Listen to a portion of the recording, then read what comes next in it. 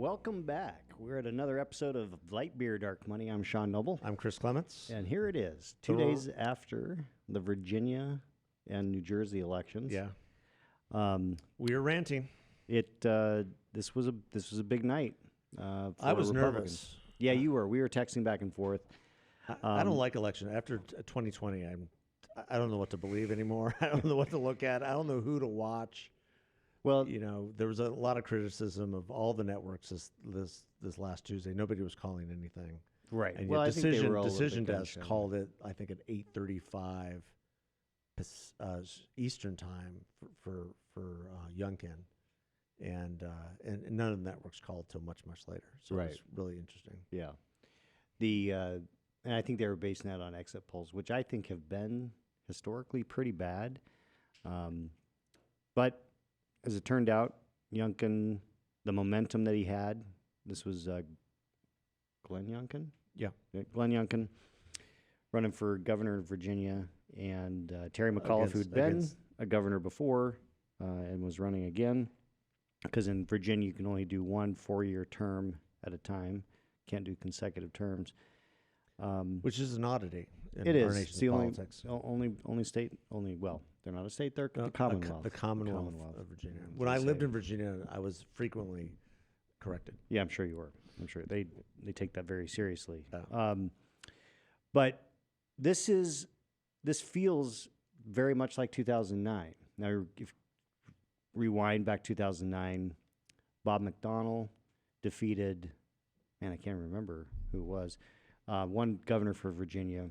Chris Christie won governor in New Jersey. And Which the Republican almost won. yeah, and New Jersey's only gotten more blue. And in some ways, it is, in fact, a bigger story that the Republican in New Jersey lost by less than a point, basically, when in a state that Joe Biden carried by 16 points. Yeah. Youngkin won by 2 points, or a point and a half, in a state that Joe Biden carried by 10 points. So the near loss in New Jersey is actually kind of a bigger story than the narrow win in Virginia. But in Virginia, not only was it the governor, it was the lieutenant governor, first woman of color to win statewide in Virginia. Yeah. In Virginia's history, a black woman who is very conservative, carries around a machine gun. From Jamaica, Marine. Yep. I mean, has served our country proudly and just came out of nowhere. Yeah. And now is already trolling the vice president. Is she? And on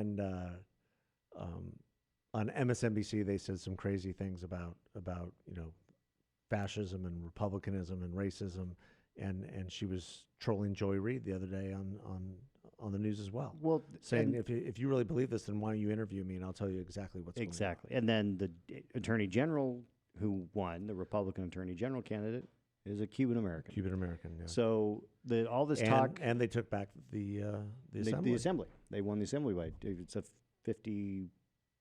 52-48 now. So that was big, and a lot of the commentary, as you point out, on MSNBC, on CNN, was this was all racial overtones. This was the dog whistles, and I just think that I hope they keep believing that, because it clearly wasn't that. No. And if they do believe that, then that means that they're setting themselves up for just a butt kicking in November of 2022, because they won't take what is happening seriously. And what's happening is that people are fed up with the overreach of government. They're fed up with the insane amount of spending, the tax increases that are coming. But most importantly, I think, is that they're fed up with all this elitism being injected into the schools that say, founding fathers were racist, or they, and I'm not talking about critical race theory. That's a whole separate deal. It's just generally the feeling of undermining the foundations of our republic. And I think people are tired of it. Yeah. They're tired of being told you're not sufficiently anti-racist, or you're not sufficiently, humble about your privilege. And I think that people say, look, this is a great country. People want to come here. I feel like I'm a good person, and I'm teaching my kids to be good people. And by the way, America is still the greatest nation on earth. And yes, we've had challenges in our history, but there is no other nation that started as long ago as we did, trying to do what's right, that's lasted. I mean, it's kind of I think the people are idea that starting we to get haven't fed made up. progress is ludicrous, and that's what the new lieutenant governor made mention of, that it's not 1963. She was able to come to this country, rise up through her own will and her own hard work, and now she's the lieutenant governor, of the Commonwealth of Virginia. Right. And also, I think some credit. I heard this the other day, and I thought it was an amazing thing when he said it. Glenn Youngkin deserves a lot of credit of making the entire race issue, CRT, and the demeaning of the founding of the country into one of faith. And what he said very plainly was, we are all created equally in the eyes of God. And so we all have an obligation to see each other that way. That we're all imperfect beings, but we're all created equal in the eyes of God. And he said it. And I think, first of all, I think the press couldn't believe he said it. But a lot of people, I think, that very much resonated with, because it's true. Absolutely. It's absolutely true. And it's the reason that the leftists at MSNBC and CNN are trying to call this a racial issue is because they can't wrap their head around the fact that people still believe in God, and that if you believe in God, then you can't not believe that men and women are created equal. Yeah. I mean, it is an institutional. It's just it's who we are. If you believe in the Creator, if you believe in God, then the idea that we are endowed by our Creator with these unalienable rights, life, liberty, and the pursuit of happiness, or the pursuit of property, or whatever else you want to put there, that our rights come from God. And that's what Glenn was saying. Our rights, they don't come from government. They come from God. We're here to protect those rights. That's what government is for, to protect those rights that are endowed by your Creator. And for him to say that, and to say it much clearly than I just did, but to him to say it on a national stage, I thought was really, really important. And I think, especially when you're talking about education, especially when you're talking about education in Virginia, where the teachers' unions have had a hold on the Commonwealth I need to correct myself again, for the Commonwealth for a very, very long time. There is no choice in Virginia. Right. At all. And then the only other choice you may have in Virginia are private schools that are going to cost you $60,000 to $70,000 per pupil, per year. So to the extent that he and this new assembly can institute some radical change, where most families want to stay in their school districts. Right. Most families want to stay in their school. They love their schools. They love their districts. However, coming out of the pandemic and during the pandemic, which schools across the country stayed open? It was the charter schools. It was the parochial schools, the private schools. They stayed open. They engaged students in a much more proactive way than the public schools. Yeah. That's just the facts. So the reaction of this issue, of this wave election of Republicans in Virginia, and there were a lot of in other places saw a lot of Republican gains. New Jersey at the state legislative level, in New York at the municipal level, Long Island, huge amounts of Republicans being elected.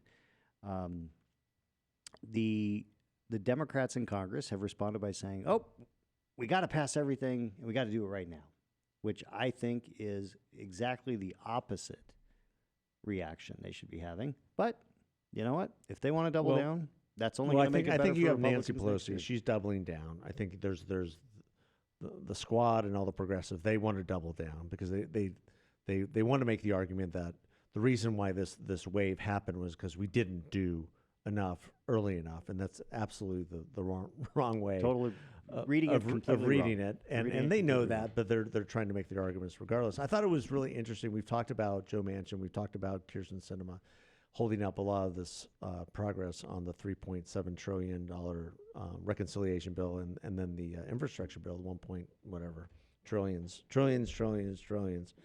I thought it was interesting. The day after the election, Mark Warner from Virginia pressed pause, and they were having a press conference, and he said, "I think we need to press pause." And I've made the argument for a while that it's not just Kyrsten Sinema and Joe Manchin. There are literally 5 or 6, maybe as much as 8, possibly, senators in the background who have been meeting pretty diligently for the past 6 months who don't want to see this stuff passed. Right. They know they'll have to go back and run on it, and it's a losing proposition for them. Yep.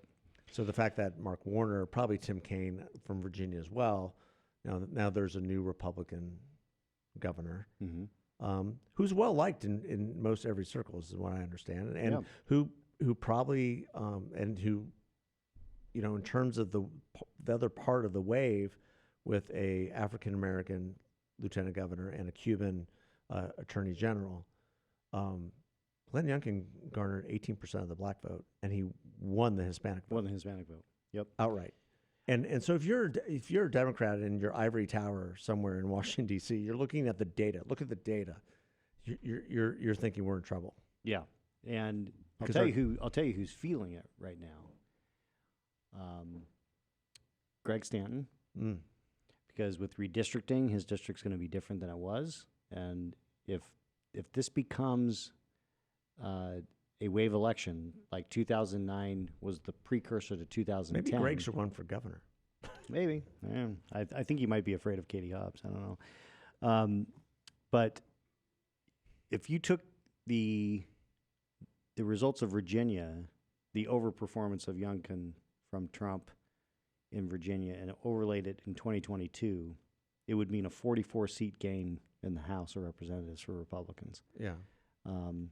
With redistricting, I look at the current draft maps, which they're going to go through maybe some slight tweaks, but as of now, I would guess there's a possibility it could be 6 Republicans and 3 Democrats coming out of Arizona after the redistricting in the 2022 election, because any of these districts that are nominally Democrat, or even a little bit more Democrat than Republican, with the way things are going, I think that's going to be a backlash. And we've talked about this. I mean, when do these so-called moderate Democrats within the state, with our state of Arizona, pivot?